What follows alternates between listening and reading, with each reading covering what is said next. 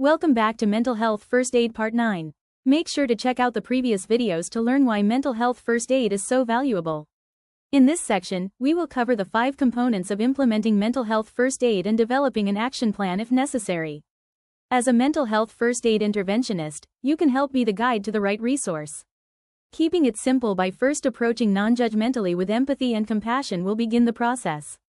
Your role is not as a therapist or professional. Your role is to notice, inquire, encourage, and assist the individual with deciding what they need or are willing to do, as well as who can help.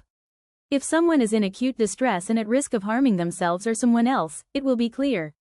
If the individual cannot make an informed decision or a safe plan without immediate interventions by emergency responders, call 911.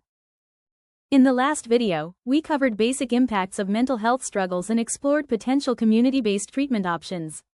The more we delve into the principles of mental health first aid, as well understand the prevalence of mental illness and signs to look for, the more you will begin to notice the actions and behaviors of those around you. Noticing the obvious signs and even the subtle signs followed by approaching an individual in a tactful, non-threatening way may lead the path to them getting needed assistance. Mental health first aid's goal is to connect individuals with community-based resources that can help achieve positive psychological well-being and overall life independence when possible. Remembering the tenets of using the ALGEE action plan is the focus and will be covered in this video. The next videos in the series will apply the ALGEE action with conditions such as depression, anxiety, self-harming events, and more. With understanding, empathy, and support, people struggling with mental health problems can live full and meaningful lives. Please make sure to hit the subscribe, like, and notification buttons so that you don't miss an episode in this series. With knowledge, awareness, and empathy, you can make a difference. Remember, if you or someone you know is in immediate crisis, please call 911. Safety first. The national helpline number 988 will connect you with a trained assistant to aid in finding local resources. There is no shame in asking for a little help. Let's look at the action steps. Envision someone you know who might experience symptoms of depression, anxiety, trauma, or stress. Working through these steps with a person in mind, possibly even someone from a movie or on social media, puts a person with symptoms into this process. Let's get started with the acronym that will help you in administering mental health first aid and identify whether immediate crisis intervention would be a better alternative.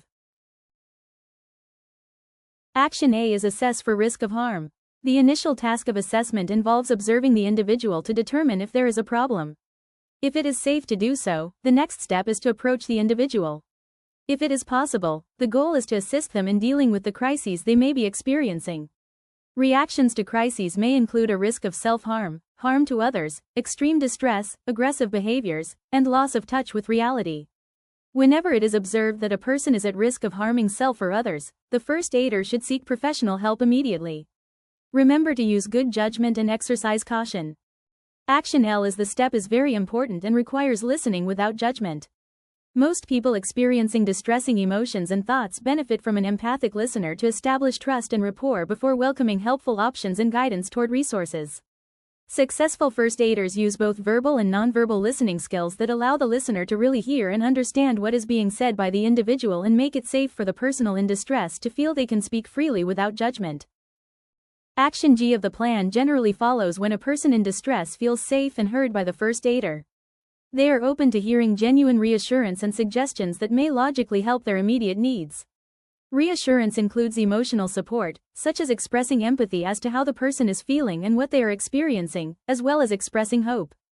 This is the opportunity based on what has been learned so far to offer suggestions for practical help and resources. What is suggested depends on the level and type of crisis the person is experiencing. This may range from calling immediately for professional interventionists to calling a friend or loved one to help game plan a strategy. Action E of the action plan is to encourage appropriate professional help. In most instances, people with mental health struggles will generally achieve better recovery outcomes if they receive professional help. However, many may not be aware of the various options available.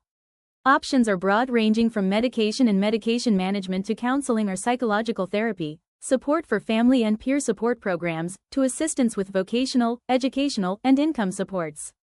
Many local, regional, and state resources are available for housing and temporary and long-term financial assistance to those who struggle with mental health-related issues. Please take a second to hit the subscribe and follow buttons because you can make a difference. The second action E in our acronym is encourage self-help and other supports. Often, we forget to seek support of family, friends, and others around us. Peer support programs can be found in the community through medical providers, mental health providers, churches, and groups of people that share our interests. These valuable connections are the social connections we all aspire to make.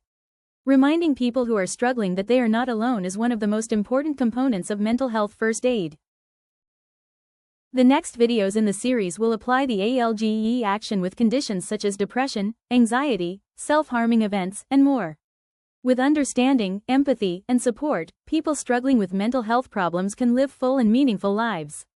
Please make sure to hit the subscribe, like, and notification buttons so that you don't miss an episode in this series. With knowledge, awareness, and empathy, you can make a difference. Remember, if you or someone you know is in immediate crisis, please call 911. Safety first. The national helpline number 988 will connect you with a trained assistant to aid in finding local resources. There is no shame in asking for a little help. Always approach with caution and consider safety first. As a mental health first aider, it's common to feel tired, frustrated, or even angry after the intervention. Dealing with a broad range of feelings may develop following the encounter. It may be helpful for you to find someone to process what occurred. Practicing self-care and giving yourself grace is powerful, even if the outcome of the situation didn't go as planned.